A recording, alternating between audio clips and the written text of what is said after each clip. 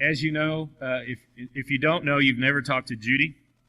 But if you have talked to Judy, you know that we support a couple of ministers in Kenya, in Kericho and Bomet, and they run what is called the Tumaini Prison Ministry, which is about hope. So think about that. Think about a prison cell. Think about what we know about prisons in this country, and think about all the programs and all the people and all the ministries that are in place. Think about how horrible it would be to be in the same small room, either by yourself or with the same person for years. Now think about 100 men in one room. No beds, no tables. You eat cornmeal. The things that you have done and that others have done for these men in prison is to give them a piece of bread and milk for Christmas, because that's a treat. So I want you to think about what it would be like to be in prison at all, but particularly in a prison where it's even maybe many times tougher. So what our guys do, prisoners are offered the opportunity to take World Bible School, lessons, courses, and the Right Choices program. And so this is sometimes the first time not only that they've heard necessarily the gospel, but even given a chance to think about what can be done in their lives, what can bring hope to them as they are in a prison. Now, I want you to notice, this is the prison in Sotik. And see the fence behind that? That's about a 4-foot, 5-foot barbed wire fence.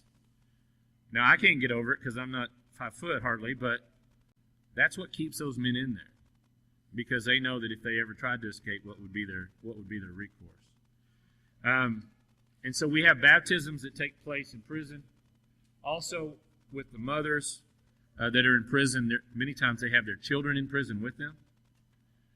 If you have children outside of prison, they don't have a father or a mother to support them now because their parents are in prison.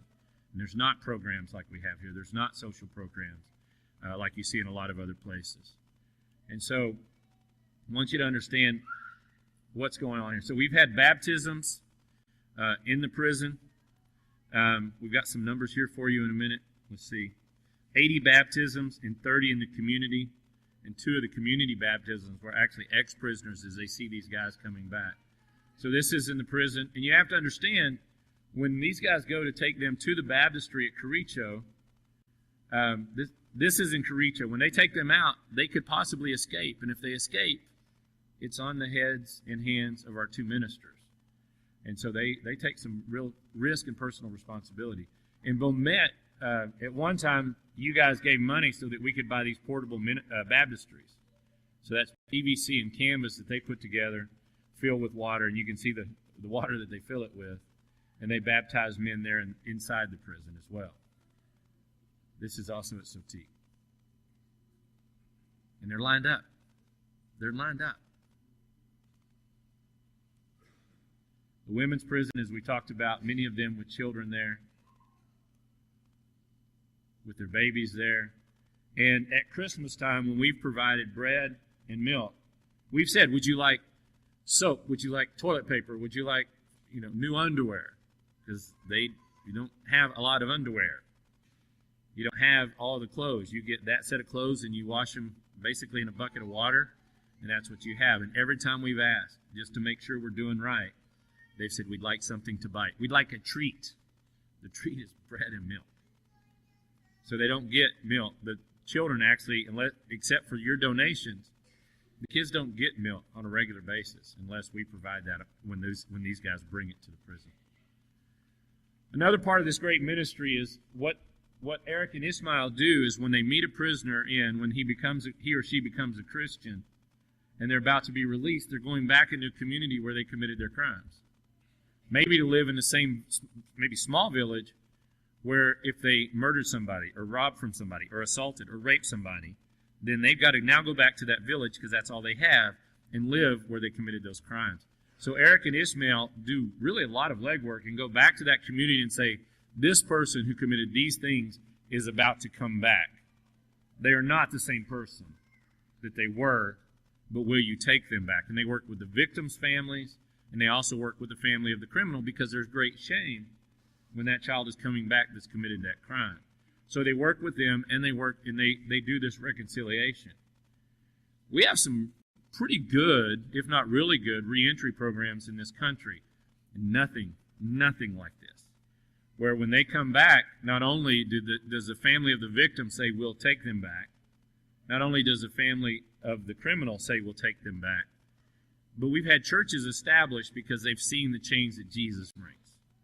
And so we want you to see that. Also, what these two gentlemen do is they not only study the Bible there at the Syriac Bible class, they also take Bible classes to new ministers, church leaders. They plant churches, and so they also train those leaders as well. Ismael, who is also the minister at the church in Caricho,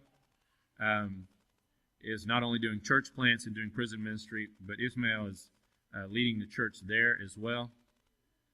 And so we see the baptism here. Now, you know, if those of you that remember the old building, we had a river scene painted on the back of the baptistry. They don't need a river scene painted on the back of the baptistry. They're actually in the river. And you also have to have somebody watch out because you don't know what else is in the river. So before you go into baptism, you make a little noise and you shake a few sticks. This is Regina and Ismail. They have 3 kids in high school, 1 daughter in business school. And this is William's, I have to make sure I get it right, William's sister. And so Ismail is part of that really big Natich family that we've shown you pictures of. And then Eric with Gladys and their 3 children. And so what we ask is that you remember them in prayer. Let me read a couple of testimonies real quick. I am a condemned prisoner, sentenced to life without parole, sentenced to die in prison. I have learned when you feel you have lost everything, God will show you have gained much more than this world can offer. The more I study the Bible, I long to know more about Christ. Prison does not need to be the end of life. It can be a new beginning, even for one with a life sentence. God bless Tumaini Ministry for leading me to Jesus Christ. Peter Mamanillo, Caricho, Maine Prison. Word Bible School changed my life. I was depressed, alone, ashamed by what I did, and God came to me through Eric and Ismail, volunteers of World Bible School, and they helped lead me to saving knowledge of Christ and the peace and joy that brings. Real people doing real things. A group who didn't judge me but allowed me to look at myself and see the roots of my problem. Rose Chepagino. This is going on in Kenya, and we want you to know about the great work. This is our work, too.